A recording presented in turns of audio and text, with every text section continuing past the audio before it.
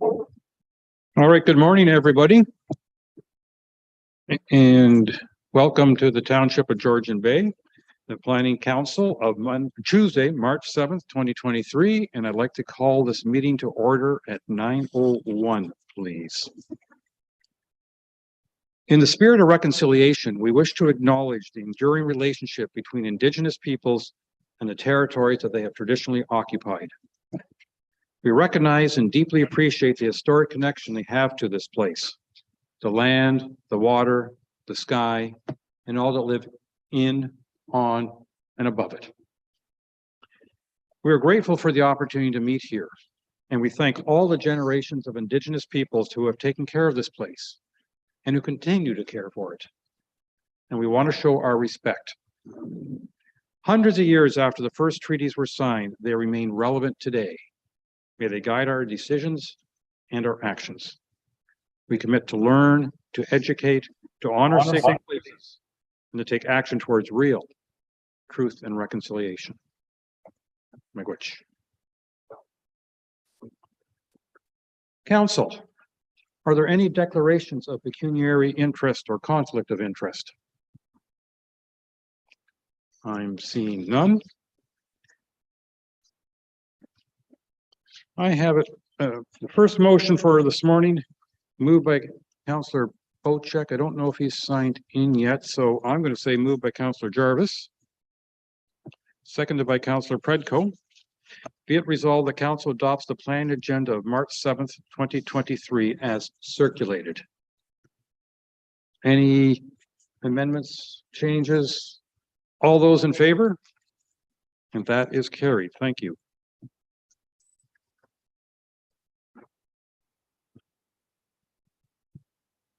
All right. My first speech of the morning. This morning, there's a public meeting scheduled for 3 proposed zoning bylaw amendments. I will briefly summarize the procedure to be utilized for the meeting. First, the clerk will advise council as to when, how, and to whom notice of public meeting was circulated for the proposed amendments being considered. The clerk will also advise of the appeal procedures. Next, staff will advise of the purpose and effect of the bylaws and provide any other information that is relevant to the applications, and the clerk will summarize any correspondence on file. From there, the public will have an opportunity to provide comments on the amendments being considered. Please be respectful of time and be concise with your comments. All commentators are requested to state their name and address and sign in on the sheet provided, or make sure that if you're not in person, the clerk is aware of all your details. After the public discussion, the public meeting will be closed. Council will then have an opportunity to provide comments for clarification. I will now declare this meeting to be a public meeting pursuant to Section 34 of the Planning Act to deal with the following proposed amendments. Z23-01 for 180 Kings Farm Road, Z23-04 for 908 Hungry Bay Road, and Z22-29 for 2814 12 Mile Bay Road. Notice of the public meeting was sent by first-class mail to the respective owners and assessed persons within 120 to 800 meters of the property, subject to the proposed applications, and to those persons and agencies likely to have an interest in the applications. These notices were sent at least 30 days prior to today's meeting. Included in each notice was an explanation of the purpose and effect of the proposed applications and a key map showing the location of the properties or a description of the lands to be affected by the proposed amendments. Other relevant information may also have been provided. These circulations were all provided in accordance with provisions of the Planning Act and the Township of Georgian Bay Official Plan. Members of the public are advised at this point that unless they make an oral or written submission to council before council makes a decision on these applications, that any subsequent appeal to the Ontario Land Tribunal may be dismissed by the tribunal. Anyone who wishes to be notified of council's decision respecting the proposed zoning bylaw amendments must submit a written request to the planning department. Thank you. The first application in front of us is for zoning bylaw amendment Z23-01 for 180 Kings Farm Road. And Ms. Cameron, I believe you will be presenting this application to us. Please go ahead. Good morning. Let me just share my screen.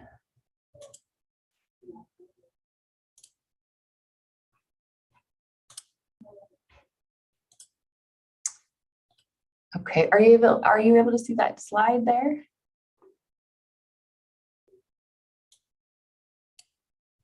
No, okay. How about now? It's looking better. You know, yeah, we can see your presentation. Do you see it full screen there? Well, we see the side panel as well. Okay. Apologies.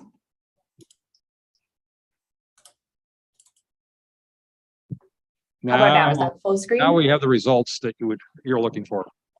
Beautiful. Thank you. Okay. And just as a note as well, as of last meeting, of course, the township staff are switching away from PowerPoint slides for these types of things. So you'll note this might be the last one outstanding that you see for a while. So here we are. So I'm here to present zoning bylaw amendment Z2301 for 180 Kings Farm Road. There we are. So this application was brought in by Patrick Townsend of MHBC for his clients, Mr. Townsend and Ms. Sinclair, for 180 Kings Farm Road in Port 7. So the application would facilitate the reconstruction of the existing single detached legal non-complying dwelling and deck on the site, and for a proposed new dwelling and deck in the approximate same location. So the proposed would create a site-specific exception within the SR1 parent zone to recognize reduced side yard setbacks of 3.75 meters, reduced front yard setbacks of 7.75 meters with a deck encroachment of 2.2 meters into the front yard. This would be an improvement of the existing front yard setback. It would also see an increased dwelling floor area, width, and height for the reconstruction to the legally non-compliant dwelling. It would see a shoreline activity area length of 27% along the frontage, and would also include provisions to reduce negative impacts to the vegetation and natural features of the shoreline during construction.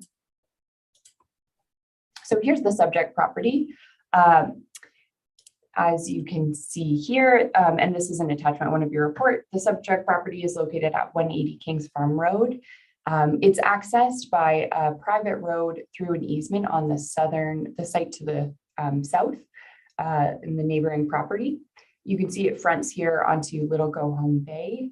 Vanomi Island or Island 240 is just to the west there. To the north and south are additional residential properties. To the east here, we have open space zones and then environmental protection areas here. This green that you see is approximately the location of part of the Little Go Home Bay wetland system. The site has approximately 0.54 hectares of area and a lot frontage of 92 meters approximately on the water there. And the site makes use of the lake for water services and has its own private individual septic. So here we have the survey, and I'll zoom in a bit so that you can see the proposed and existing here. The existing is in that sort of faded gray. We have a dwelling and a deck. These would be demolished, as well as this small wood shed here. The proposed is a slightly darker outline there, would include a dwelling, a deck here, and these would have, so the deck would come within 5.57 meters of the shoreline. The proposed would be 7.75 meters of the shoreline. This is an improvement from the existing dwelling, which it's a bit hard to read, but the dwelling sits at 6.4 meters from the shoreline now, and the deck is approximately 4.4 meters from the shoreline. You can see this wooden shed here as well with a dock or ramp.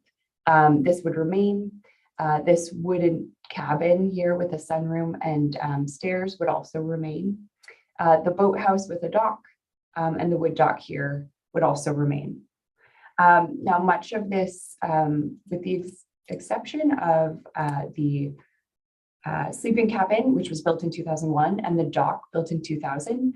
Much of these are built prior to the existing zoning bylaw, and so are considered legally non-compliant. And then the septic system, you can also see here as well. This is approximately 38 meters from the shoreline. So this is proposed to remain unless there are any requirements under Ontario Building Code. If that is the case, the applicant has stated that they would be willing to upgrade the septic. It would take place in the same location and follow other zoning bylaw requirements for this. Oh, just zoom out there. And so here are some site photos. You also have a few additional site photos in your report. So what you can see here are the proximity to the shoreline here, and also just that the rock extends right to the water. There's a significant amount of dense vegetation behind the dwelling, and you can see the slopes a little bit here rising to the dwelling and then again behind it as well. Here is a more recent photo showing again the dwelling right here, and this is the other small woodshed that would be demolished. The slopes, again, you can see the rock right here and dense vegetation just rise quite steeply behind the dwelling. Here's another angle showing you the approach, which comes from the vantage of the access as you approach the dwelling. And there's again that woodshed that would be demolished. Here you can see again just the slopes from the water and rising again behind the dwelling. So this gives you a sense of the topography and what some of the site constraints are. Within the provincial policy statement, the site is located on rural lands. It's considered waterfront area within both the district and township official plan, and it's shoreline residential type 1 zone within the township zoning bylaw. Both the official plan designations and zoning permit the existing and proposed low density single detached residential uses and accessory structures. The proposal is consistent with the PPS for its continued residential development appropriate to the rural landscape and existing rural service levels. It also conforms to district and township official plans. So within the district official plan, there's a requirement for the setback of 20 meters from any shoreline. However, a reduced setback will be considered in the case of redevelopment on an existing lot where the setback is not further reduced. So in this case, as you saw from some of the site photos, to relocate to meet that 20-meter setback would involve significant blasting and removal of some of the currently undisturbed vegetation. It would also likely require a higher elevation for the dwelling, which might have a greater visual impact on the waterfront. So instead, the proposed location chose to minimize site disturbance by using a similar building footprint, and then increases the existing setback to the dwelling from the current 6.4 to 7.75 meters. And then as noted earlier, the site is adjacent to a provincially significant wetland.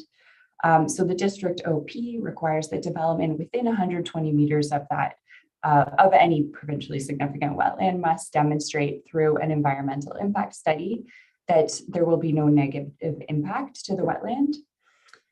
So consultation with the township's environmental consultant, that is Hutchinson Environmental Sciences, confirmed that given the slopes of the property and the location of the proposed reconstruction, which is at a lower elevation than the wetland, this proposed reconstruction demonstrates minimal risks to the wetlands function.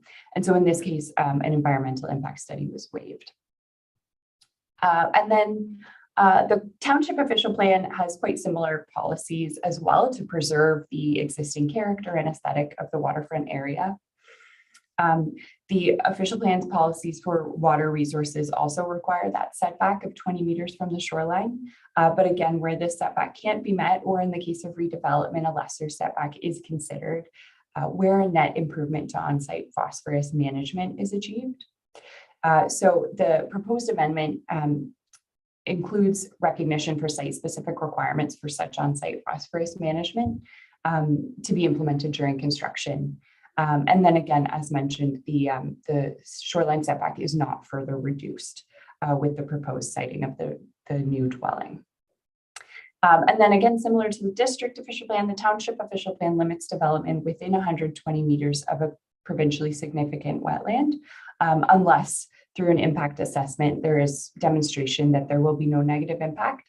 So again, as mentioned, Hutchinson Environmental was consulted on this, and the topography of the site and the location of the redevelopment are such that there will be minimal risk. And so again, in this case, an impact assessment was waived for this proposed.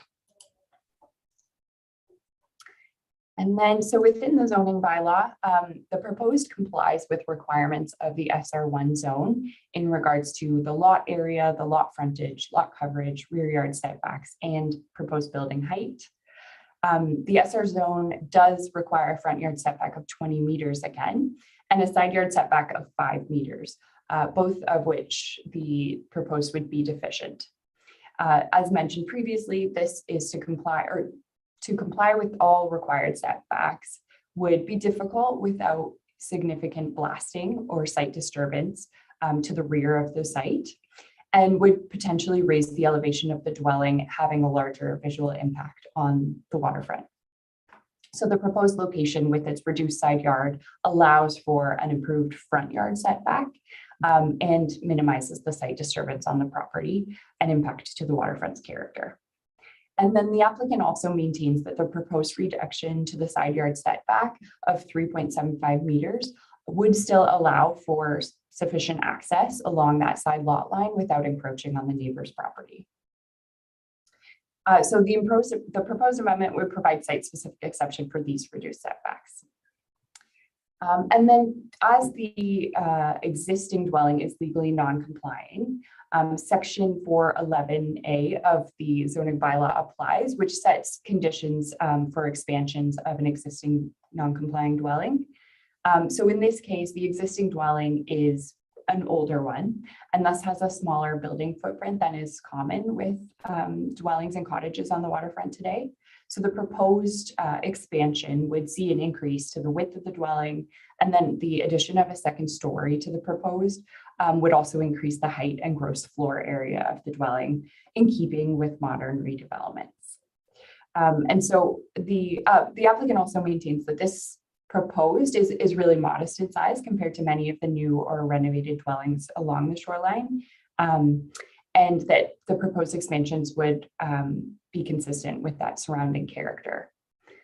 So for this reason, the proposed also requests relief for an additional building height of 2 meters to a total height of 7.5 meters, an increased building width of 52% from the existing 12 meters to 18.2 meters in width, and then an increased gross floor area to a total of 200 meters squared.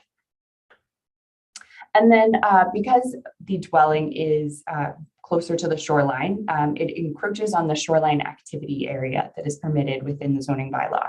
So this is a policy to preserve natural vegetation along the waterfront. And in this policy, a maximum of 25% of the shoreline frontage is permitted for shoreline activities, and the remainder is to be preserved in its natural state. And so although the existing, the proposed is compliant with the natural shoreline state area requirements to be maintained, the cumulative shoreline activity width along the frontage is approximately 25 meters, which exceeds the permitted 25% of the shoreline, which in this case would be 23 meters. So there's an excess of 2 meters there along the shoreline. So the proposed amendment requests exceptions to that shoreline activity width to 27%. And then in addition, I'd like to bring your attention to a memo dated March 6th, which was included in your agenda today. And that includes an updated bylaw text. So based on discussion with the agent and further review, the proposed zoning bylaw amendment was updated, and that is in front of you there. This was done to distinguish between the specific front yard setback requirements for the dwelling and the general provisions allowing encroachments within the front yard of a deck. So the general provisions of the zoning bylaw in section 420 permit a deck to encroach into the front yard by 4 meters. So the deck proposed here from the proposed setback of 7.75 meters would be then within 3.75 meters of the shoreline. And the applicants have not requested such a drastic relief. So the proposed update in front of you recommends a permitted encroachment up to only 2.2 meters. This would allow for the deck at the setback proposed of 5.6 meters from the shoreline, and it would further improve any shoreline setbacks for future development to both the dwelling and the deck. And this is in accordance with the survey that you have in front of you as well. So those dimensions are listed there. And both the agent and township staff are of the opinion that this alteration would serve the intent of the proposed application. So in addition to the last item on the screen here, the proposed amendment would require site-specific erosion and control measures, as mentioned previously, to manage the on-site phosphorus management during reconstruction. And in conclusion, the proposed reconstruction would be consistent with the character of the surrounding community, would minimize visual impacts of such redevelopment on the waterfront aesthetic, and would improve the existing front yard step back. So staff are satisfied that the application is appropriate and meets the intent of the zoning bylaw. And so staff recommend approval of the application on that basis, that the proposal is consistent with the provincial policy statement, conforms to the provisions of the district and township official plans, and maintains the general intent of the zoning bylaw. And I'd be happy to answer any questions about this. I believe the agent and applicants are both on the call to speak as well to more of the site constraints and reasons for the location choice. Thank you. I'm wondering if the clerk can move over the applicants and anyone else interested from the public. In the meantime, from our clerk, any correspondence received on this file, please? Yes. 4 letters of support were received from Barbara Sinclair, Brad Kipp, Heidi Finch, and Virginia and John Allen, and 2 letters of no objection from the Trillium Lakelands District School Board and the District of Muskoka, provided that appropriate development control techniques are used to implement on-site phosphorus management and impact mitigation measures and ensure that the future development is appropriately set back from the provincially significant wetlands. Thank you very much. I understand that the applicant and agent and potentially members of the public who may want to speak to us online, if they could be moved over, because I'd like to hear from the applicant and their agent before we go to members of the public, please. Hey, good morning, Your Worship. I'm Patrick Townsend. I'm speaking on behalf of the owners today. Please go ahead, Mr. Townsend. Thank you. I'll just share my screen.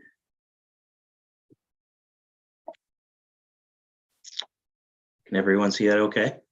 Yes, we can. Thank you. Thank you. So good morning, Your Worship, members of council, and to staff and any members of the public watching on YouTube today or in attendance at the meeting. So I'm Patrick Townsend. I'm a land use planner with MHBC. I was retained by Dean Townsend and Lynn Sinclair to work on their behalf on this application. Both, as mentioned, both Dean and Lynn are with us on the meeting today. So we appreciate the detailed overview by staff. I have attempted to scale down my presentation. I won't cover the general information, but I do want to focus on some major points and more or less go over the design and thoughtfulness of the owners in terms of the design on their property here. And we're preparing for the meeting today, and the owners did just want me to highlight they've been here since 1938, and their plan is just to update the property and to stay there for future generations to come. So general location, I think, always helps, sets the framework for everybody. So we're on Little Go Home Bay, and just west of Gloucester Pool. That's shown by the star on this slide here. Further site context for the subject property, the existing dwelling is shown in red, and I am looking to my right if you catch me glancing off at my other screen here. So there's mature trees along the shoreline, the majority of the subject property in this case. So there's a slightly cleared area for the driveway, and this is utilized for the parking areas for vehicles to park and turn around. So as part of the proposal, there's no vegetation to be removed along the shoreline. And as far as addressing the environmental component, there is a wetland. The general location of the adjacent wetland is shown by the red X here. While the wetland itself is located approximately 40 meters from the property line, it's actually located approximately 120 meters from the building site itself, from the location of the existing and the proposed dwelling. So considering the topography and the setback, there's no negative impacts anticipated to that wetland feature. So in this case, the unique case, the development area does not drain into the wetland, but rather would drain naturally into the lake itself. So the notion that there's no negative impacts to that wetland feature was agreed upon with the district, and then of course the environmental peer reviewers at the township. And that is a flexibility in the policy at the district level, that if there's a minor development, that the requirement for the EIS is waived, and that's been vetted and reviewed in this case. This is a copy of the survey that was provided. Again, just shows locations of the regulated high water mark in this case on Gloucester Pool, property boundaries and building locations. As mentioned, the existing sleeping cabin has a permit, and just to provide further context, the septic system is located approximately 38 meters from the shoreline. There is an existing permit on record at the township. At that time, the site visit confirmed it was greater than 30 meters. So if updates are required to that septic system, the owners have reached out to a reputable source for that. It will be done in the same location. And then any improvements will obviously abide by any requirements, the 30-meter setback in the zoning bylaw. Here's the proposed elevation drawings for the new dwelling itself. As mentioned, there's a lot of time spent and consideration by the owners in coming up with this design. We were originally retained to complete a due diligence review for the owners prior to making any formal applications. And at this time, there were some discussions about some alternative ideas, including like a full walkout basement, for example, but those plans are put aside. And the main reasons, we want to respect the character of the area and reduce visual impacts from the shoreline. So the owners came up with this strategic design for the new dwelling. It looks essentially functions as a single story at the front wall, so the closest area to the shoreline. And then it only includes a partial second story, which is located to the rear of the dwelling. So thus limiting potential visual impacts from the lake itself. So the shape of the dwelling was also strategically designed to fit the existing contours and fit the slope behind the existing dwelling. So as mentioned in staff's presentation, essentially any additional development beyond the proposed footprint or push any further back on the property, it would result in the loss of vegetation, and there would be site alteration blasting required. And of course, as you move back on the property, in this case, you also construct at a higher elevation. The next two slides, we're just showing the difference between the existing development and the proposed. So the existing dwellings highlighted in red, the existing deck in green. Likewise for the proposed dwellings in red, and the proposed deck is in green. So in one of the main considerations, the existing dwelling is quite small, approximately 750 square feet. So the owners obviously are looking to expand the size. Overall, the dwelling is getting larger. However, there is an improvement to that existing non-compliant front yard setback, as the dwelling is being pushed back further than the existing, including the deck. And the location of the new dwelling utilizes a similar footprint as the existing, and it's not out of character with this with the general area. So just an important slide here. So through our review and the owner's design, we wanted to demonstrate to council and members of the public that alternative locations were looked at, as well as other considerations on the property. So as referenced, a walkout basement and a higher elevation was not proceeded with in this case. So the location of the proposed dwelling, it utilizes the existing development footprint. However, again, we're getting further back from the front yard, so there's no need for blasting in this case, just due to the specific location of the proposed dwelling. And we talked about the potential impacts of shifting the building further back, and overall the design of the new dwelling results in the least impacts we feel in terms of views from the shoreline, and maintains the character. And also that important consideration of pushing the partial second story to the rear of the dwelling, therefore increasing the setback from the shoreline itself. We wanted to show a clear drawing showing the actual contours of the property. As you can see, quite a steep incline directly behind the existing dwelling. And what's unique about this location is you can't see the dwelling location from any adjacent neighbors on the same side of the lake in this case, and views are pretty well screened from the direct view as well. So here's an image of that slope behind the existing dwelling. So it's been designed, the new location's been designed to push against this slope but not encroach into it. And again, any development past this point, as you can see, would result in a lot of site alteration. The amendments were covered by staff, so I appreciate that. But overall, in terms of gross floor area, the location for the proposed dwelling is not anticipated to require any blasting in this case. So a larger dwelling could be constructed further back on the property with consequence of greater site disturbance. So although the proposed lot coverage for the subject property is 7%, 10% is permitted. So if the owners were to construct further back, a lot larger development could be permitted.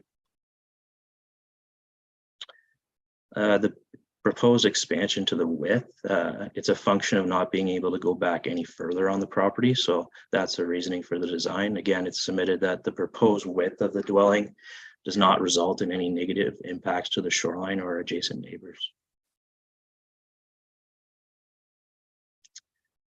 The proposed height does increase from the existing, but only to permit that partial second story at the back. So the front wall of the dwelling is located at 7.75 meters from the shore. And the second story itself is actually located further back. So it's located 15 meters from the shore. So again, providing as much separation from the shoreline as possible in terms of the design in this case.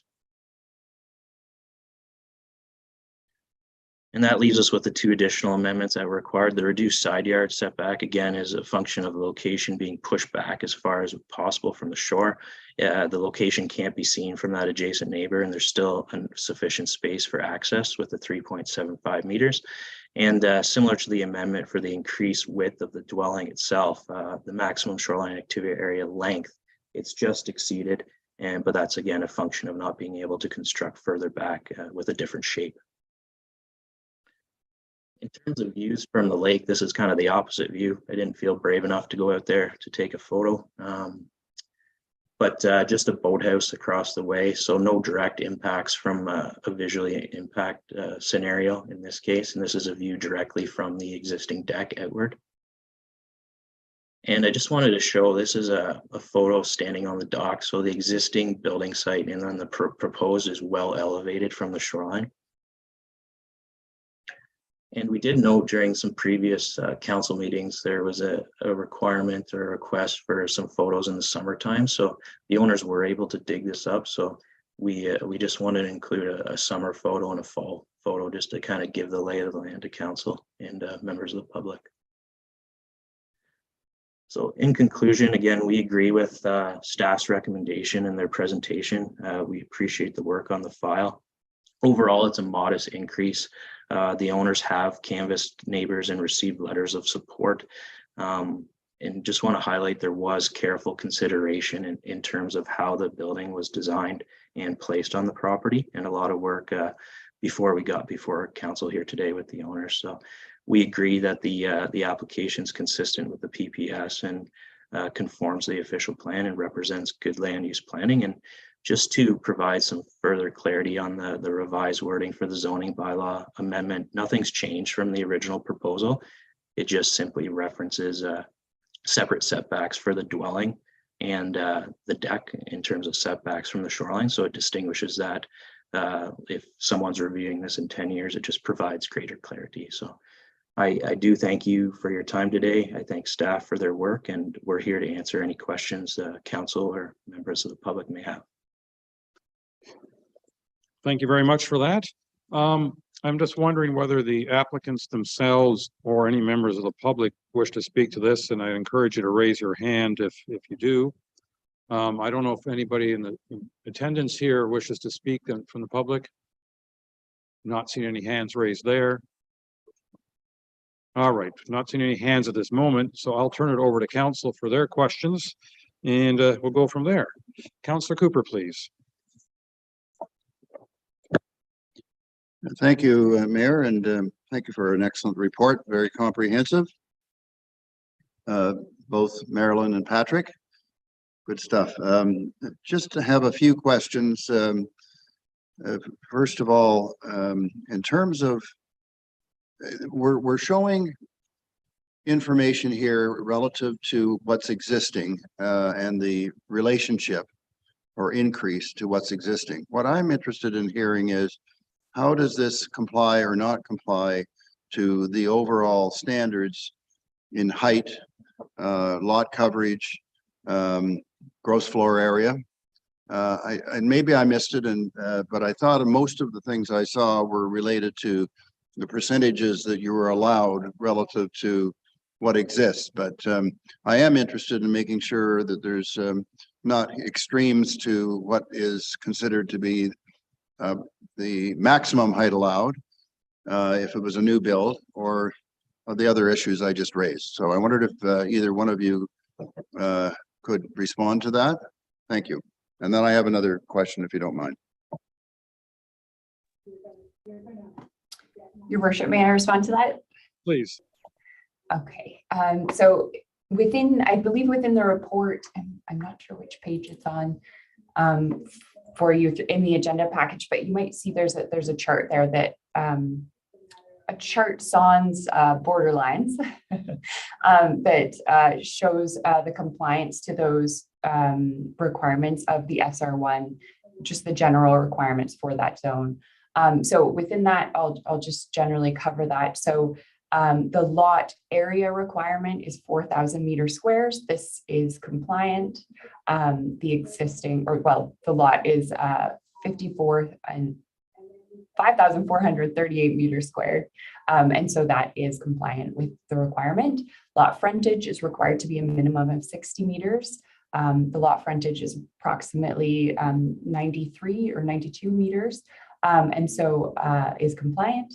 Lot coverage, as Patrick mentioned, within the SR1 zone is 7%. This is actually increased to 10% along the Trent Severn. So in this case, the lot coverage requirement is a 10% maximum. And the proposed would be only 7%. So as Patrick mentioned, although the gross floor area is quite high or will be increased, this is still well within the lot coverage requirements of this zone. The front yard setback is 20 meters. In this case, this would not be compliant at 7.75 meters. The interior side setback requirement is 5 meters. This would not be compliant as at 3.75 meters. Those are the reliefs we're requesting here.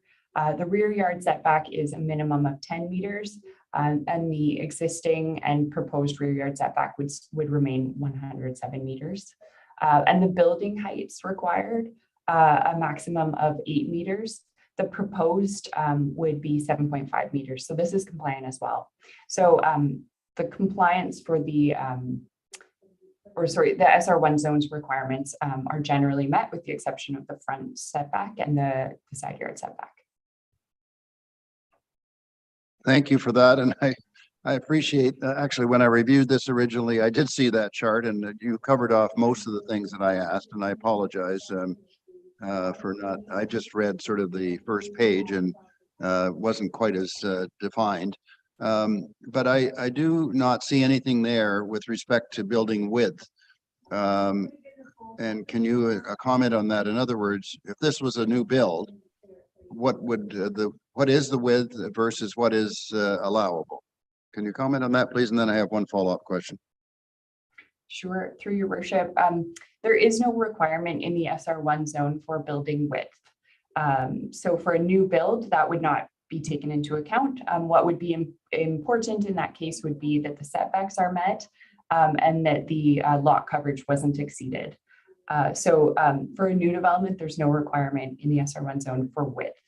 Where width comes into play is that is one of the limitations to expansions of legally existing non-compliant dwellings. So this is a separate provision that applies to all zones in the case of an older dwelling that existed before the zoning bylaw. So there are limits to expansions to width, height, and gross floor area that are permitted within that section, which is section 411 of the zoning bylaw. And so this is why we've taken into account and requested relief for an increase in those three, the height, width, and gross floor area. That's where that comes from. Thank you for that. So this falls under the overall Township of Georgian Bay umbrella in terms of planning documents. In other words, it's the SR1 or anywhere where there isn't a community plan, it's this standard here that we're talking about. Is that correct? You're right. This applies to any legally non-complying dwelling that existed before the current zoning bylaw was put into place, no matter the zone. Thank you for that. And it does bring something forward that maybe we want, when we do a rewrite, is to consider building width, because we haven't really identified that here. So that's helpful. Thank you. The other comment I had was really just, I'm delighted that there were a lot of letters of support. I would like to hear from the clerk, how many of the letters of support actually detailed why there was support rather than just support?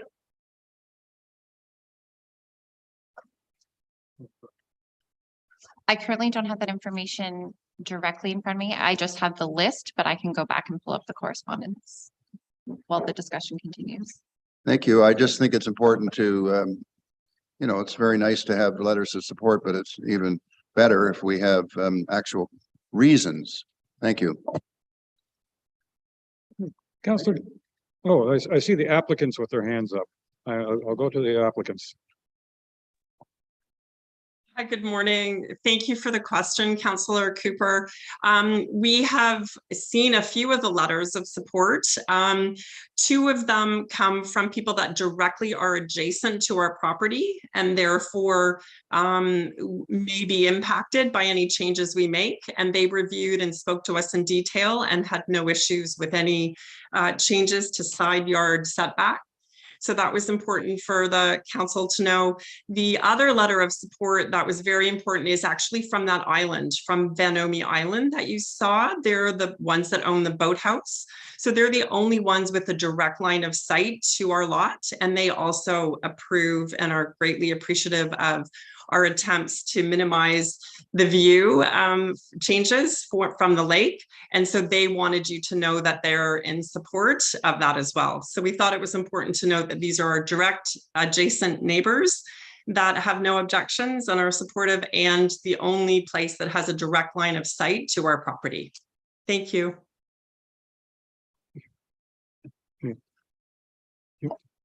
What do you want to add?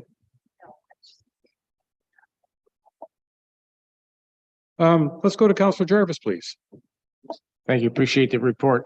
I have one just general observation, and I think it just comes on the heels of Councillor Cooper's comments. From what I gather, the building size permitted on the lot this size would be basically 500 and close to 550 square meters. Is that correct, Marilyn? 10% of lot coverage would be permissible building size, correct?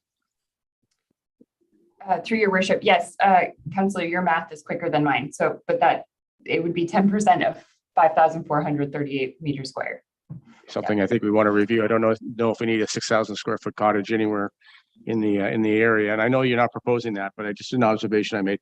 I do have a question that's with regards. I appreciate the diagrams that Patrick provided, because we didn't have an idea of what the cottage would look like. Just generally speaking, is the deck on the new cottage about the same height as the deck on the old cottage? Above grade?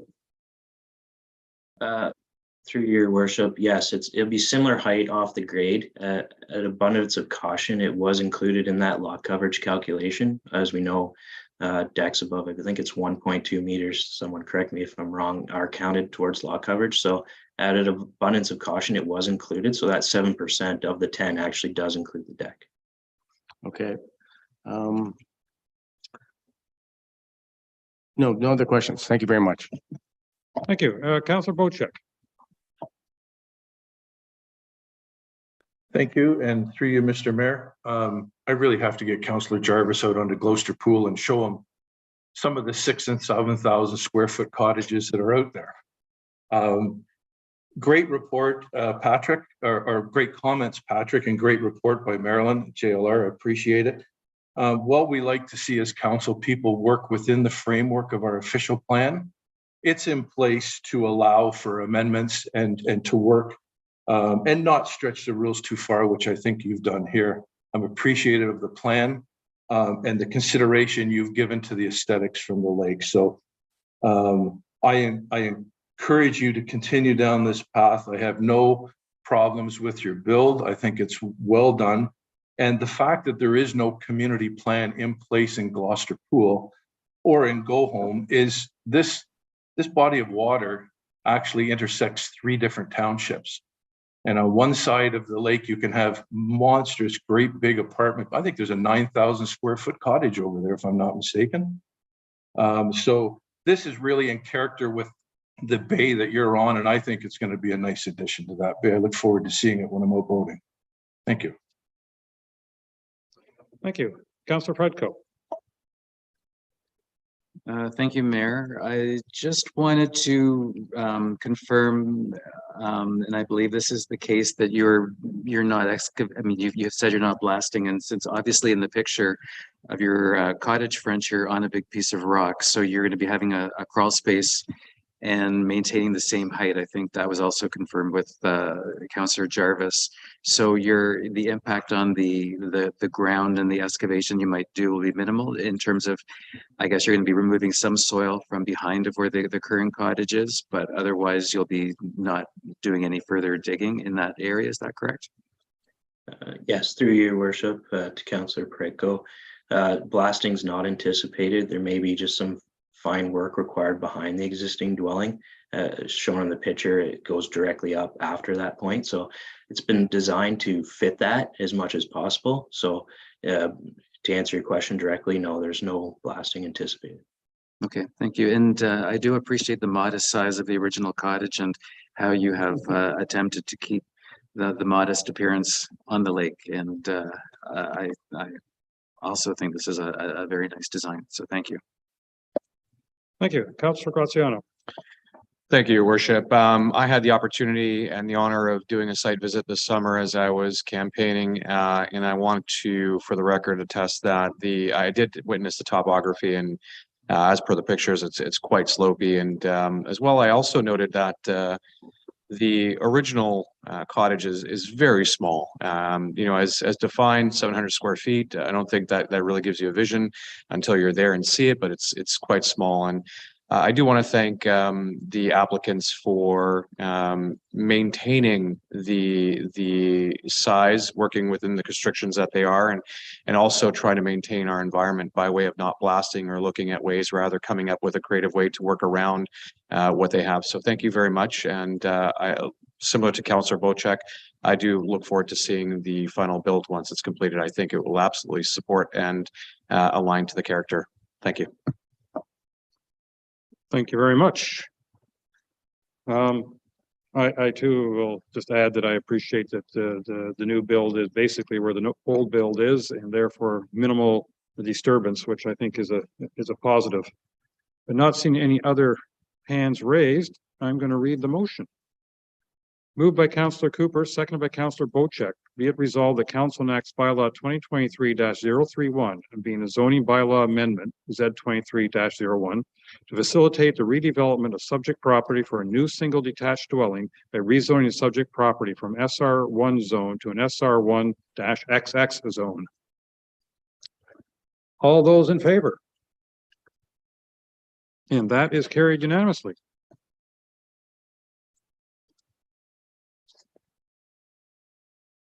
Our next application. Thank you, everybody. Thank you. Good luck with the build.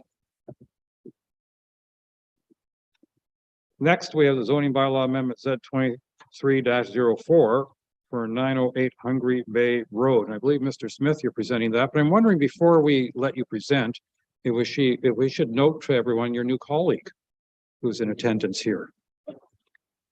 Yes, Mr. Mayor, Council, thank you for that. I'd like to introduce to you our newest member of the planning team, Shania Wanfer, who this will be started week 2 as a planner 1. And maybe I'll ask Shania just to say a few words to you before we move into the application. Welcome. Thank you. Yeah, I look forward to working with you all, and it'll be a journey, and Look forward to it. I guess I'll see you guys around and get to know you better. Welcome. Yeah, we'll save you from council asking you any questions this meeting, but we can't promise that in the future. And with that, Mr. Smith, you know you're going to get some questions, but we're going to let you make you get the first word in. Please go ahead. Thank you, Mr. Mayor. Application Z2304 908 Hungary Bay Road for Ms. Joan Sanders. We're going to start taking a look at a couple of pictures. The general location of the entire property. Just to put this in context, what we're doing here is the zoning amendment before you is to facilitate the severance of the property. You have heard this a little bit before, a number of years ago, due to road widening given to the township. Ms. Saunders' properties merged together on title. And so what you're seeing here is now the current full title of everything that she owns. And she is going to we are trying to recreate an original lot that existed quite a few years ago. So the zoning is part and parcel of that. There's just a couple of pictures, actually, maybe just the one picture in the application. There's no development proposed in terms of building structures or anything else like that. It is strictly a severance, and the zoning is required to deal with a few of the setbacks and minor things that come along with that. The property we're talking about here is actually part 4, is where the severance is going to come about, which is going to the Committee of Adjustment on Friday. And this is part of the larger pieces overall. In terms of the zoning, it's in front of you today. We are proposing 2 zones. The one in red is the parcel that is going to be recreated. So they will end up with the SR 6 exception zone. And we are also proposing a change in zoning for the piece in gray. It is currently zoned in OS 1, open space 1. And it is proposed to go to SR 6-3, which is what the remainder of Mrs. Saunders' property would be. So she has 2 separate zones on her. So actually, at the moment, 3 zones on her property. She has the SR 6. She has an SR 6 exception, and then she has an OS 1. And we're trying to rationalize some of these together overall. The small chunk of OS 1 was done that way because years ago it was considered to be a parcel. It was that big. So at the time, through to wisdom, whatever it is, OS 1 was put on the property, which prohibited any buildings being placed on it. But the larger piece, if I go back, sorry for the flicker, all of this in here, which also she owns, had a development zone on it. So it's been a little funky. Let's put it that way. All right. That's it. That's a planning term. If you didn't know that, it's funky. This is one of the things they teach you in school.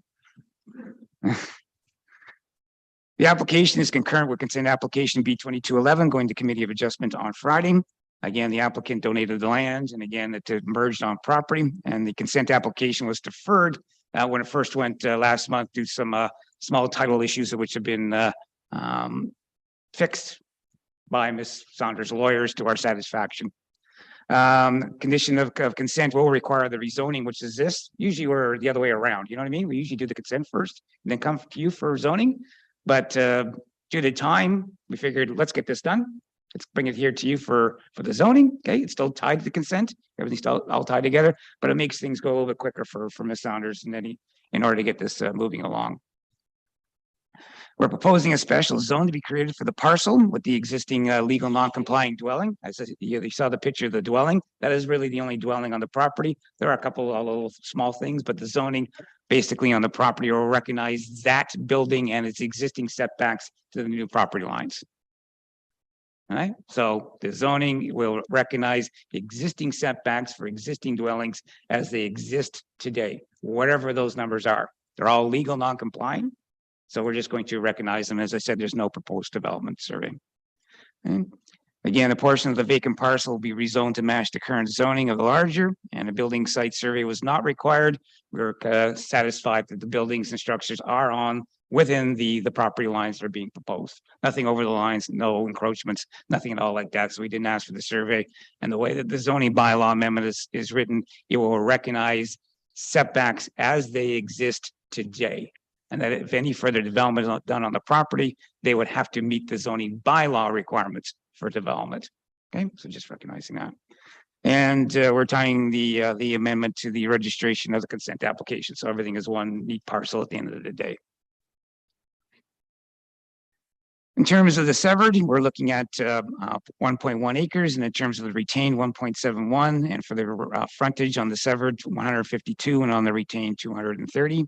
Okay, we are in the waterfront designation of the district official plan. There's a deer wintering yard area 2, which is on the low end of the scale for deer wintering.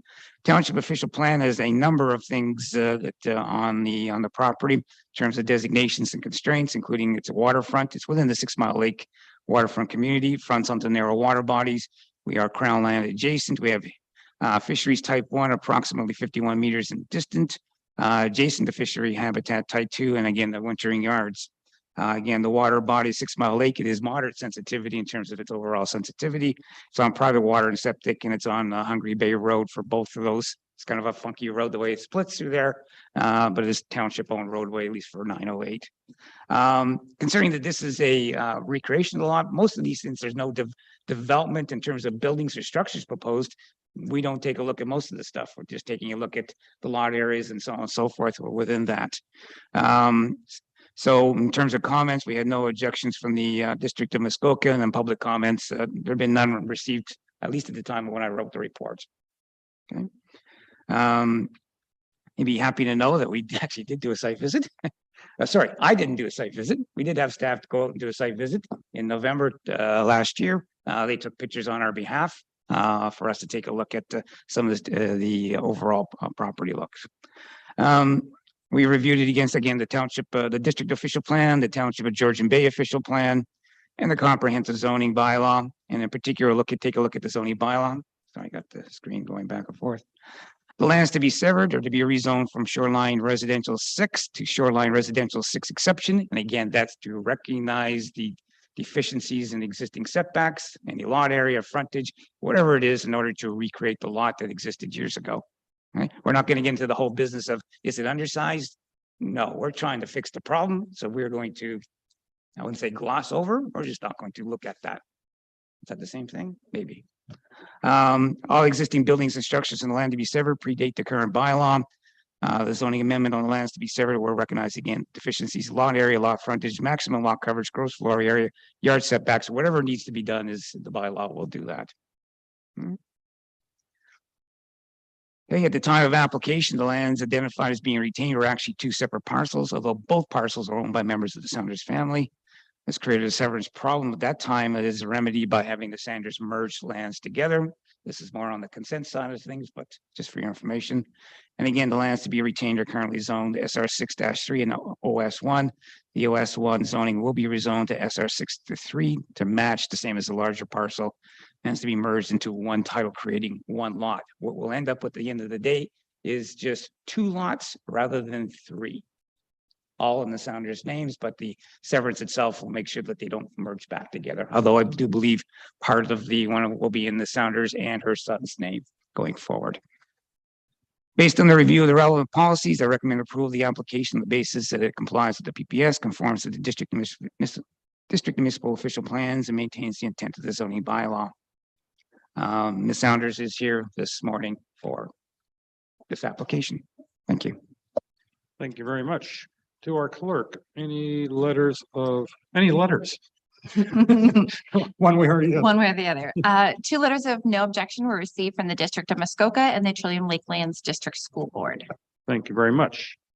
Does the applicant and or agent wish to make any comments?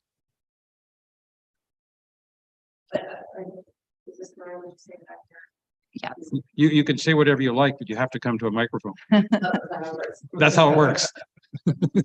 That's for the benefit for anybody watching through Zoom. And if you could introduce yourself and it would be appreciated for the benefit of our those recording. I'll learn how this all works. Hi, my name is Sharon Hopkirk and my husband Alan Hopkirk, and we're neighbors with the applicant. Our cottage is at 942 Hungry Bay Road. So we are the cottage in front of the funky piece of land at the back. And we're here really just to make sure we understand and are informed and express any concerns that we have. I do have some questions. So that being said, am I allowed to just proceed or? Yes, please how- go ahead, how ask that your works? questions and we'll see if we can find somebody to answer them. Okay. Okay. So I received the notices and I've tried to make as much sense of them as I could and ask some questions. So I was reading that number one is legalize the location of the existing buildings by creating the SR6. And of course, I really am very unfamiliar with all these different zoning things. So I was just wondering what legalizing the existing buildings mean. Like, does it almost suggested like there was never a building permit, or I mean, I don't know. I'm not sure what that means. It's quite common to have many cottages in this area were built prior to zoning bylaws even in existence, or back in the day when zoning bylaws were far more, shall we say, flexible than they are now. And so we tend to refer to them as legal non-compliant. But when we're setting up a special zone for the property, we're in effect recognizing that this building exists, and therefore we're going to, by changing the zoning, we in effect make it complying as is. It doesn't give people permission to expand it or anything else. It just, okay, we recognize this. And so that's really all we're doing. Because is it suggesting that there was never a building permit to build the cottage? Or Not necessarily. okay, just the way of the rezoning that it then makes it compliant. Because at the time, in many cases at the time, it was perfectly legal what the individual did. It's just that we didn't have our current zoning bylaws. And so, for instance, many cottages are now very close to the water, where any new builds, we encourage being back 20 meters. Right. As one Okay. example. All right, so thank you for that explanation. And then, so number two was to permit the reduced lot area and reduced lot frontage. So I guess one of my biggest concerns here is that you're dividing these lots and making the lot where Jones property sits now 147 feet wide. And I'm going to use feet because I feel like even though I grew up in the time of metric, we all still seem to talk feet on the lake with regards to shorelines. I mean, we've been on the lake a long time, so we're aware of the Rice Bay development that happened however many years ago that was, and then King Bay with more recent lots. And there was so much controversy about the size of those lots for all the reasons that we all know, the impact and how, I mean, we're all cottage lovers, so we're all just trying to keep things the way we would like them to be, environmentally correct for us to enjoy. And so I've always heard, I think those King Bay developments, they had to be 400 feet shoreline to make a lot. So I think there was a big long thing and they divided them up into 3 lots of 400 feet. And then I think in Rice Bay, I don't know, there's somewhere between 200 and 400 feet. I actually don't know the specifics on that, but again, and I mean, they look great, like the cottage, because a little like in the entrance to King Bay, for anyone who's, I don't know how many people are that familiar with 6 Mile Lake or how many, things you've worked on, but they're 100-foot shorelines there and the cottages are lined up. And unfortunately, they're not as attractive, but it's part of how our lake looks. And hopefully we've learned from that and we are now not allowing that to happen. So I just have some concern about how we would allow a lot to be only 147 feet wide in this day and age. And I think what the proposal here is that we recognize that lot as it was originally created.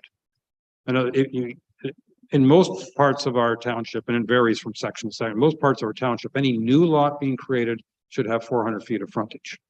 As I say, that number varies depending on where you are, but generally. In this case, this lot was created long before those restrictions were in place. And because these lots merged inadvertently, when some land was given by the Saunders family to the township to widen the road, we're trying to recognize that, well, that wasn't the intention of the township or of the Saunders. And so let's restore the original lot as it was created. We've got lots of lots in this township that are well below 400 feet of frontage, but that's how they were when they were created. Mm-hmm. So, I mean, I don't know about the lot being merged. I just know that now we're dividing a lot. So that's kind of my concern. And knowing that she still has that it's a big lot as it sits as one. I mean, it's very beautiful as one lot of over 500 feet of frontage. I mean, I think that's probably how we would really like it all, the lots to be going forward on the lake.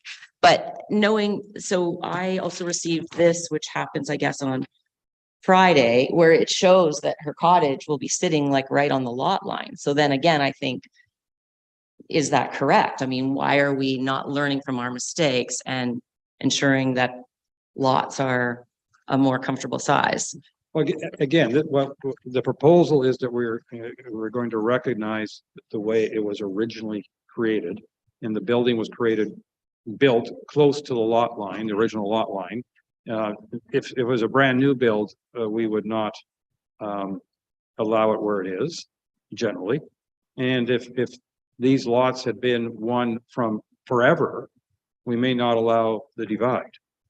But the proposal is to recognize how it was before the donation of the land to widen the road took place. So that is exactly how it was before. Is that what you're suggesting? Yes. According to our records, yes, that's how it was before. And then I don't know if this pertains more to Friday's meeting, but then the funky piece, which is very funky, and I actually just became quite aware of that in the last little while. Obviously, a little disturbing for us because that's our property in front of it. But is there really proper access to that other lot, which of course at the moment has no intention for building, but we all know it will one day. It's going to be a very valuable lot. The proposal is that funky piece will be attached to I'll call it the biggest piece there, right, and become one property. Right. And so, yes, then that one property would have access to the road. And any development on that property would have to meet our current zoning bylaw. Right. If it were ever to be proposed. Because having watched a lot of construction happen in recent years on our lake, I mean, it's a lot of big trucks, and I'm wondering, can a truck even come in and make a hard right and a hard left and another right to get over to wherever the site is? That'll be the challenge of the contractor if sometime in the future any development is planned. That's not really in front of us right now. I see. So you don't have to worry about it. I mean, you can see that will be the next problem, but it was just a question. Yeah. So I mean, my concern is I'm uncomfortable with the fact that we're recreating a lot that's only 147 feet when we could make it larger. So, I mean, I think that's my biggest point that I wanted to get across.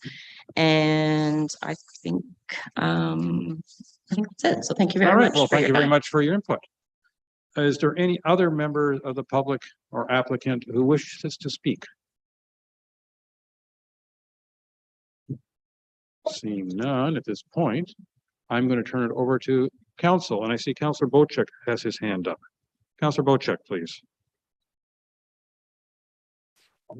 Thank you, and through you, Mr. Mayor. I think we've gone over this 3 or 4 times now, but I'm not quite comprehending what it is. And this map that's showing here right now, if you could keep that up there, the small parcel of land that is adjacent to Hungry Bay Road that is colored dark is going to merge with the larger property adjacent, the biggest piece of the 3. Am I correct there?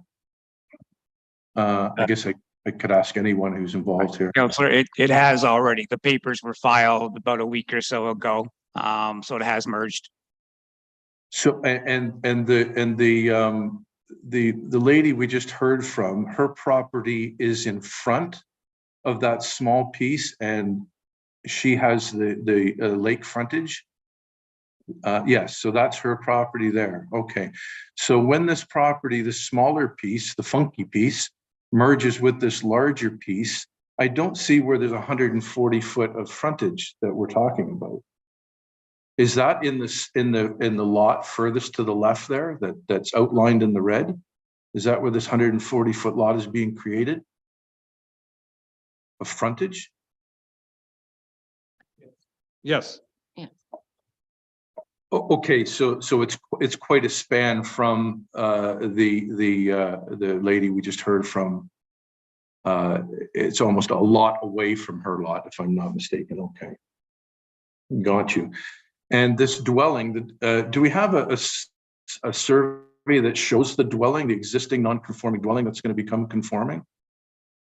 We do not. We have we have the OLS survey of the property boundaries, Right. but we do not have a real property survey dropping the building on the survey, which is why it was waived, as I mentioned at the beginning of the presentation, that we are satisfied that the building is within the property lines. We're not going to say it's not close, but we are convinced that the building is on the property itself. Okay, thank you for your answers. Thank you. Councilor Graziano. Thank you, Your Worship. I just first and foremost want to commend our planning staff today for finding a way to expedite this process rather than hinder it with all due diligence required and all of their thorough research behind it. So thank you again for putting or allowing this application to move forward rather than waiting for each procedural step to take place. Second to that, I had a question with regards to the gray area. I did get an opportunity to do a site visit on this property. I know the site quite well as I understand the Hopkirks' parcel just below the gray area. And I asked Mr. Smith if you can zoom in on the gray area. Would it be possible just very quickly so we can get a larger perspective there? Thank you. My understanding is that there's currently a easement in place between the two homeowners, or the two property owners rather, that allows the Hopkirks who are here today present to be able to access their property from Hungary Bay Road. Is that correct? Am I? A mutual understanding, I'm sorry. Yeah, it is really just a mutual understanding. Okay. And we've been able to cross that funky piece of property to access our property.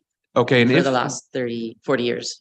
Thank you. Mr. Smith, if this is granted for all intents and purposes, I'm assuming they would not be able to build on that small parcel. Is that correct? Rather on the larger portion where what I would call the belly of the bay would be there.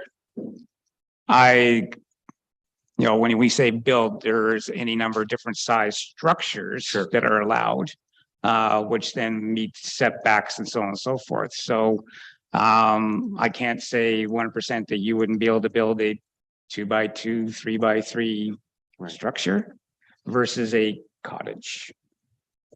Understood. Thank you. Which leaves, I would believe the Hopkirks a very, very small piece for them to be able to transition from Hungary Bay across what I would assume is Crown land then into their property. Is that what I would see there in that very, very corner, right where the gray ends and right where their lot line meets it?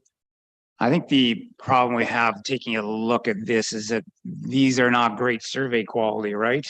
So it gives us an indication, but where things actually end up property line wise, the Hoppers know better. They're obviously, if they're using an easement, it's either because it was simpler or that they actually don't have that little bit of frontage that seems to exist on this map.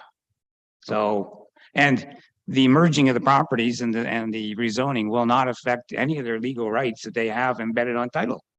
If they are so embedded on title, as opposed to granted free of will 30 years ago, which may be a different story. But either way, the zoning and the consent will have no bearing whatsoever on those rights or those fights, if I can put it that way, if they were to come up in the future. I appreciate that. Thank you very much. Could I add just something else?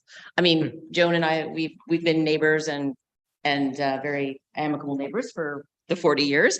And I hope we continue to be. We have actually contacted our lawyer because we know that Joan is working on this, and we also are just here to be informed property owners just like her, like I won't respectfully want to be recognized like that. And we did find out that that is Crown land behind us. We had a lawyer do that search for us, and that we would have enough property there to access our property. So we're quite grateful for that. So, I mean, that's kind of where we stand with that. We know we have access to our property. We do cross over her property right now by a driveway. Who knows? I like the word funky because I think the whole thing is kind of funky. Why was our driveway put in the middle of that when it could have always been put at the end? But it wasn't us that put the driveway there, because there was a cottage that my husband bought that was existing. So I can with the subsequent. Mr. Smith, if in the event that this parcel is awarded after today's discussion, and the mutual agreement between the two were to cease for whatever reason, how would the Hopkirks have an issue? And forgive me because I'm not a planner, so asking, would the Hopkirks have an issue obtaining rights to be able to cross over that Crown land? I think Ms. Hopper, sorry. Yes. I think you just pointed out that you, from understanding from your lawyer, you do have quote unquote a little bit of frontage onto quote unquote Hunger Bay Road as a township roadway, I guess, through that section, correct? So we have frontage onto what is Crown land. Crown land. And actually several neighbors also use that Crown land to get to their driveway from Hungry Bay Road. So if I may, Councillor, it sounds like if things were to fall apart with subsequent owners of the property, they do have frontage onto Crown land that other people are using for roadway. It may not be the most efficient, may require a change in driveway, maybe, who knows? But that frontage is obviously very important to everybody, so they aren't at the beg and whim of a neighbor where they don't have a legalized easement or right away. So in this case, it has that potential. I think and if we get into the legal side of things, the long established access that the property has had over the Sanders property may have a bearing in any discussions we'll go forward to, but that's a legal question, obviously. Thank you, Mr. Smith. Thank you. I mean, I'll just add one more thing. I mean, I'm a tree hugger, so really from what research we've done, it will involve taking out a lot more trees. It will make from the road start to look more like development, in my opinion, as opposed to a nice cottage road. But the best we understand, we do have access to our property if we just relocate the driveway entrance. And it is nice to keep things neat and clean. And I think it's worthwhile to remind everyone that that is not the issue in front of council right now. And our decision, one way or another, will have no effect on the legal rights that the Hopkirks have to travel over the Saunders land at this time. Councillor Jarvis, please. Yeah, to the planner, and I'm not going to guarantee I won't ask the same question on Friday at Committee of Adjustment, so I apologize in advance. You should work in your memory. David, if you could just clarify for me, I think I pretty much understand, but what we're doing here is correcting an error that was made here. It was not made by the owners of the property. Well, the word error, I don't think anybody wants to use that word. I don't think we on the legal side of things. So I think the Sounders and the township at the time came to a greater understanding of things. The legal side is where things got let down. Okay. Is really where that should have been caught there. That is a legal problem that was created and should have been solved and recognized by the legal people at the time. Okay. The change actually took place at the land registry office in Bracebridge, unbeknownst to the township or the applicant, though ideally the legal advisors at the time would have realized that it was going to happen. But that's what happened. Is that the applicants aren't at fault here, is what I'm getting at. We're trying to fix that on their behalf. Okay, David, if you could help me, or if we can keep that map up, you in the package bring up two other pages, survey, Schedule A. The next page is doesn't have a schedule number on it, but in that first page, you've got part 1 and part 4, And then on the second page, you've got part 2 and then part 4 and 5. I'm trying to figure out how they fit into that. Well, the map that you did have up on the screen there. We don't have a survey of all of it on I one figured survey. that, So yeah. we've pieced things together. What you're seeing here, part 4, is the parcel to be created through the consent process. Okay, Okay. that's why we see here on the top, lands to be severed, part 4.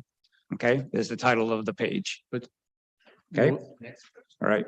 Okay. So the portion of the lands to be retained, because it doesn't show the funky piece, Right. is this. We don't have a survey that just shows everything. So we tried to give you this is also the same kind of report going to Committee of Adjustment. So we tried to give you as much on the survey as we had available. And that's where it's Okay. a little. So what we're conceivably missing on that, the retained chart there is that sort of hockey stick that is partially the funky land and partially the land leading to it. Would that be about right? Yeah, that'd be my understanding. So if I go back up here, see this, where I am with the hand on the thing here, is that part 4, which is a subdivision of the part 2 on here. Right. Okay, that part 4 is joined with this part 4, which is then also joined with the monkey piece. Okay. And that, so, and again, so that's all being merged. That is merged today already, all one piece. Right. Yes. But, okay, yeah, so we're severing, if we go back to that, so we're severing part 4 of Schedule A, which says lands to be severed, part 4, part 5, which would be the first. On the part 5 is down here on the shore. Yeah, right. Yeah, it's the shoreward loans. But that's what's being severed. Thank you. All right, thank you. I'm not seeing any of the other hands raised. I have moved by Councillor Graziano, second by Councillor Cooper. Be it resolved, the council enact bylaw 2023-032.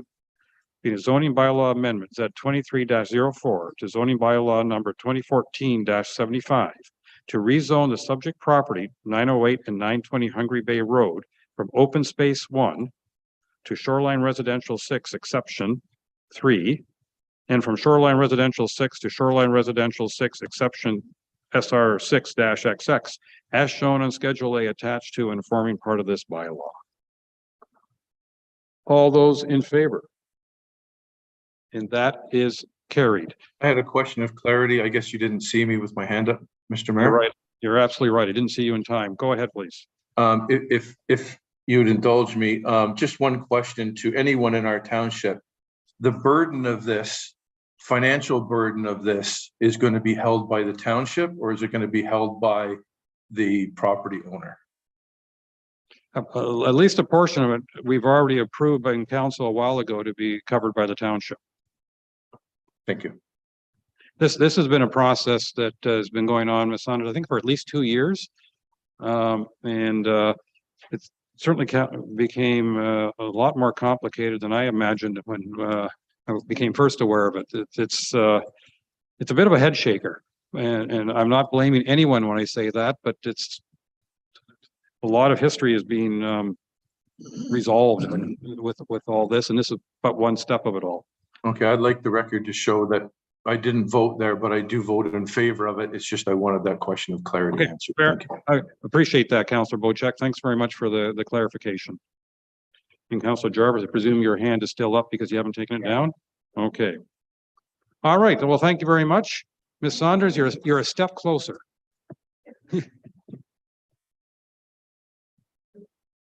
All right.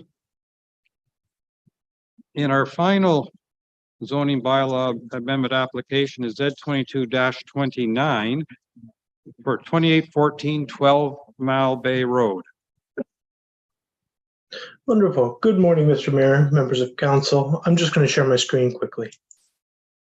Thank you, Mr. Severett.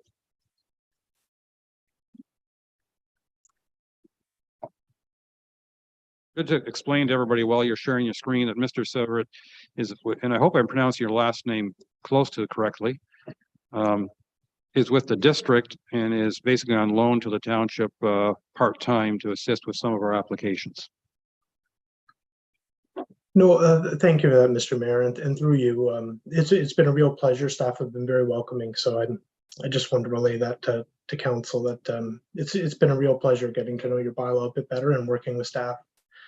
People I sometimes only communicate with through email, so. But to get into the application, I'm just going to try to move this here. Okay, there we go.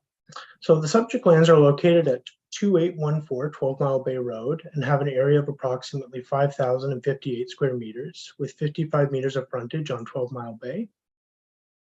The subject lands are currently developed with a single detached dwelling, bunkie, shed, and dock, and are generally well vegetated with mature trees and natural ground cover. Surrounding land uses include low-density shoreline residential and crown land. The lot is designated waterfront and waterfront area within the township and Muskoka official plans respectively, and zoned shoreline residential type 1.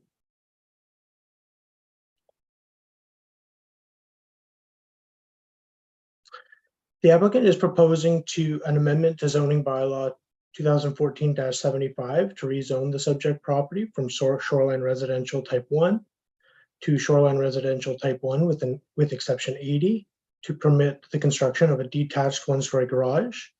Relief is required to increase the footprint area of the detached garage from 112 square meters to 212 square meters, to increase the permitted height of a detached garage from 4.5 meters to 6.69 meters, and to increase the permitted lot coverage from 7% to 8.2%.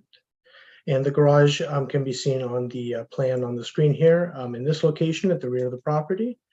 The existing dwelling is located here, bunkie adjacent to the shoreline, the dock, and this was the shed previously mentioned.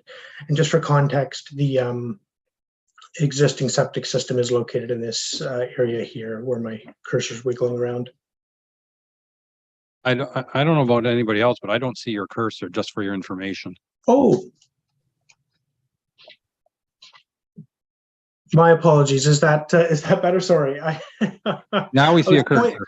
I was pointing to all the structures. I appreciate the clarification. So just to go over that one more time, the proposed detached garage is located in this area, as shown in gray. The existing dwelling is located here, bunkie, shed, dock, and this area is the septic system. So that's just behind the existing parking area. So in regards to policies, section F.5.10.8.4 of the Georgian Bay official plan recognizes that the size and number of buildings combined with their location on a site have a direct impact on the visual character of the waterfront designation and encourage a balance between natural and built form. The policies also anticipate that development be located to minimize the impacts on existing development, and the use of screening through existing and proposed vegetation to mitigate the visual impacts of development. And I think it's important to note that in this case, the detached garage will be located at the rear of the lot in excess of 67 meters from the shoreline of 12 Mile Bay. Additionally, the proposed garage would be physically separated from 12 Mile Bay Road by a municipal road allowance located to the rear of the property and a piece of crown land, both of which are vegetated with mature trees and ground cover. Measuring on the interactive map, it appears that the driveway is quite long, so between 80 and 100 meters. So as a result, we don't anticipate there being any visual impact as a result of this garage from either 12 Mile Bay or 12 Mile Bay Road. Section H.1.2 of the township official plan provides policy guidance on development adjacent to provincial highways and district roads. In this case, the District of Muskoka had no objection to the proposed zoning bylaw amendment. In regards to zoning, I would just note that the proposed garage meets all other requirements of the zoning bylaw, being the front yard, exterior, interior, side yard, and rear yard. On screen is just some building elevations to give council a better idea of what the proposed garage would look like.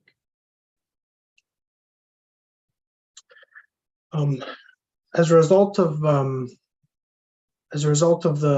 proposal appearing to conform with the appears to be consistent with the PPS and conform to the policies of the township and Muskoka official plans, staff would recommend that the application be approved. That concludes my presentation, and I'd be happy to answer any questions that planning council may have. Well, thank you very much for that. First, I have to remember to go to our clerk to see if there's any letters received on this application. 2 letters of no objection were received from the District of Muskoka and Trillium Lakelands District School Board. Thank you. And I'm wondering whether there are any members of the public or, first of all, the applicant or agent of the applicant who wishes to speak to this. No additional comments at this time? And do we have anybody by Zoom that we're aware of? Okay, so at this point, given that, I'm going to turn it over to council, and Councillor Cooper, I see you already have your hand raised.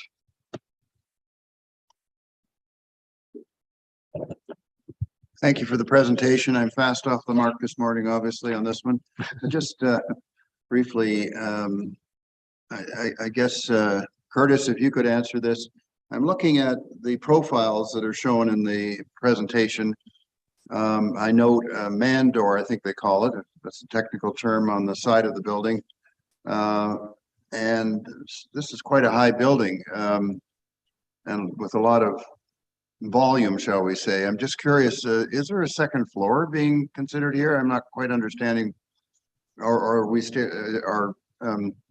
are trucks being stored in this garage? And I don't mean pickup trucks, I mean transport trucks. Yeah, thank you. Through you, Mr. Mayor. In speaking with the applicant, I sort of asked the same question. He indicated that he has an RV and a boat trailer that he'd be storing in the garage.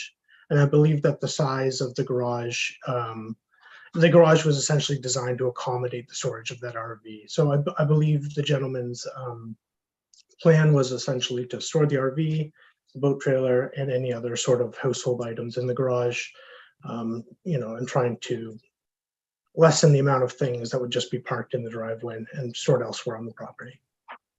So just to clarify, so those are big vehicles, etc.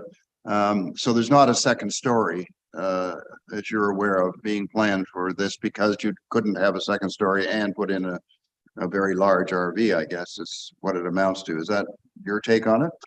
Yeah, thank you. Through you, Mr. Mayor. The garage is proposed to be 1 story. And the zoning bylaw actually, I'll leave it at that. The gentleman's just proposing the 1 story, and the height is just to accommodate the storage of that garage. So that's absolutely correct, Councilor Cooper.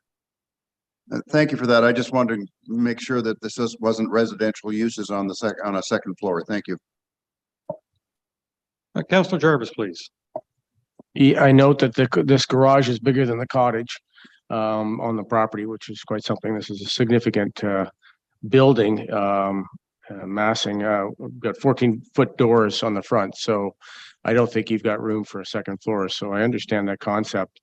And I also note that there's a garage door, two doors at one end and 1 door at the other end, again, all 14 foot. Again, it's a significant structure. The setbacks obviously allow for the fact that you're not going to know it from the water anyway. My question is to our planner, if we give this approval down the road, change in ownership or change in, if there's going to be a change in use on this building, I presume we get an appropriate application for change of use? Yeah, thank you. Through you, Mr. Mayor. Absolutely, Councillor. If the applicant were proposing something in the future, a use that's not permitted in the zoning bylaw, for a note, the only permitted use in the zoning bylaw currently is a single detached dwelling. They would require an application to rezone the property, and that would come before this committee. But in regards to the size, I would also note that I believe the applicant has, they're essentially making a decision here, right? They're asking to use up their remaining lot coverage plus a little bit more to accommodate the construction of this garage. So in the future, it's going to limit their ability, or actually preclude additions to the dwelling or the construction of additional accessory structures. So they're essentially just taking what they have left, plus a little more, and putting it all into the structure to accommodate the storage of those cottage incidentals, being the RV, boat trailer, property maintenance equipment. So He could store his cottage in his garage if he wanted to. Okay, I appreciate that. Thank you. Thank you. Councillor Pretko, please. Thank you, Mayor. And I think, my questions really, I think, echo the last couple of councillors' comments that this garage could house quite comfortably a commercial operation. And it's fronting right onto 12 Mile Bay Road. I guess, do we need, I know our zoning precludes commercial operation on a residential property, but is there any other assurances that we need to, and again, I think I've asked about restrictive covenants in the past on approval conditions, but would it be appropriate to include something that would be obvious to ensure that a residential only use was permitted going forward with future owners of this property? thank you. Through you, Mr. Mayor. So the zoning bylaw establishes the use of the property, and I mentioned that previously, as the only permitted use is a single detached residential dwelling. There's other provisions in the bylaw, that you would find on rural properties that allow home occupations, home industries, that type of thing. Those types of uses aren't permitted in the waterfront area. Accordingly, like, the only permitted use is the single detached residential dwelling. And as a result of that, I don't believe any additional wording is necessary in the bylaw to prevent the owner from operating a business or any other type of use on the property other than what is permitted. If they do, they would be in contravention of the zoning bylaw, and we would have the ability to take action through bylaw enforcement. I think if it helps committee at all, to give some context, I believe that the owner is potentially a multi-generational owner. His parents live next door to the property, and his employment is actually as a real estate agent. So he's not doesn't work in a trade that would utilize big construction vehicles or big trucks that he is looking to store in the garage. Thank you. Councillor Wojcik, please.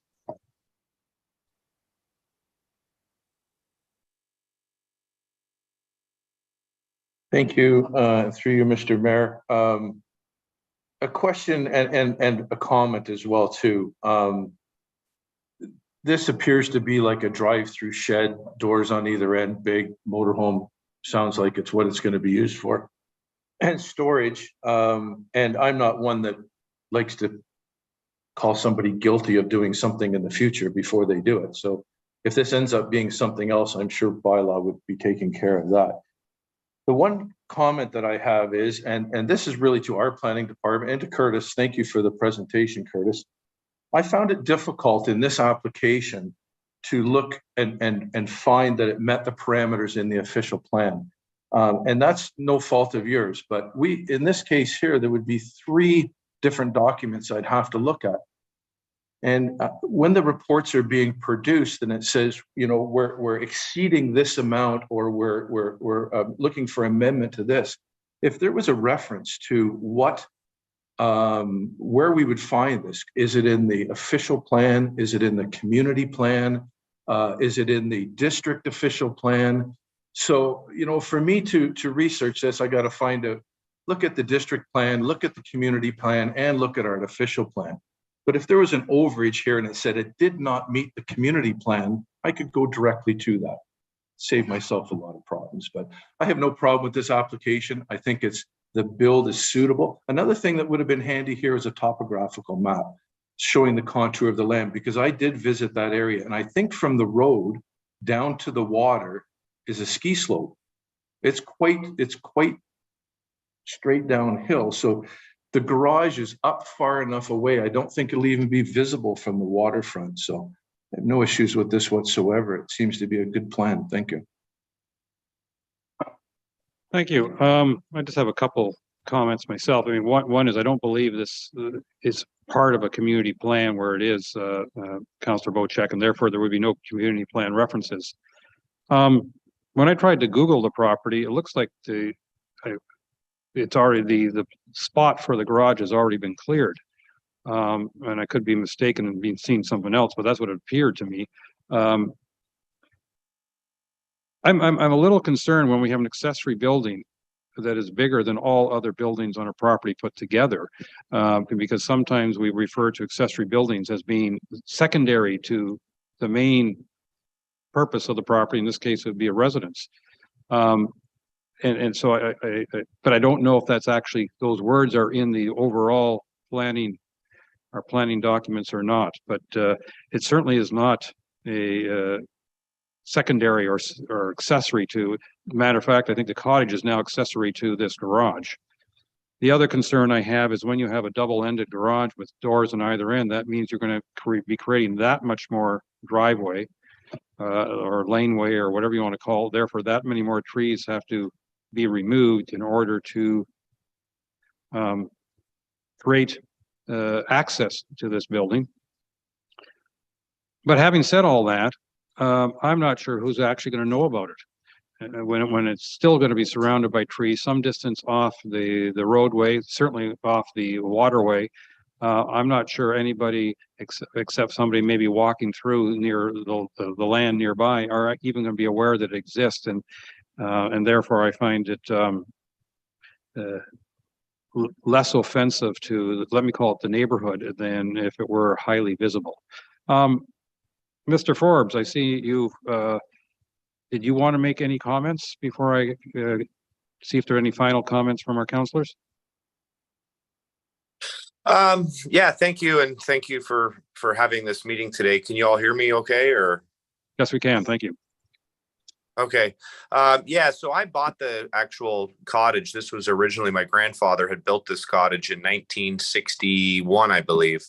It had been sold about 4 times. My parents own the cottage on the east side, lot 1. And, you know, so we had the opportunity to purchase the cottage. We just bought the cottage in April of 2020. After purchasing the cottage, the original owner had already had stakes. He had never gone through the planning process, obviously, but he had just marked it out himself where he was going to put a garage, you know, at the time. There is an easement between, a 66-foot easement also between lot 1 and lot 2. Which is my parents' place, lot 1. So we do have that 66-foot easement. I am on the, I guess it'd be the southeast side of, you know, towards the hydro lines. So yeah, I mean, you really can't see it from the lake or from the road too.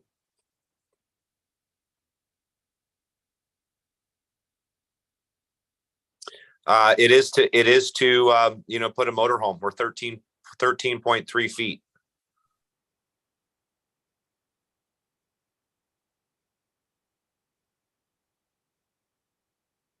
You're cutting out. Oh, go ahead. All right. Well, thank you very much for those comments. Thank you. I'm seeing no other hands raised, so I have moved by Councillor Hazelton, seconded by Councillor Graziano. Be it resolved, the council enact bylaw 2023-033, being a zoning bylaw amendment, Z 22-29, to zoning bylaw 2014-75, to rezone the subject property from shoreline residential type 1 zone to shoreline residential type 1 with exception SR 1-80 zone to facilitate the construction of a detached garage. All those in favor? And that is carried. Thank you very much. Thank you all. All right. Now, I have moved by Councillor Jarvis, seconded by Councillor Hazelton. Be it resolved, the Planning Council adopt bylaw 2023-034 to confirm the proceedings of the March 7th, 2023 Planning Council meeting. All those in favor? And that is carried. Moved by Councillor Predko, seconded by Councillor Jarvis. Be it resolved, the Planning Council does now adjourn at 10:46 a.m. until April 4th, 2023 at 9 a.m. or at the call of the chair. All those in favor? And that is carried. All right. We are done this portion of our day.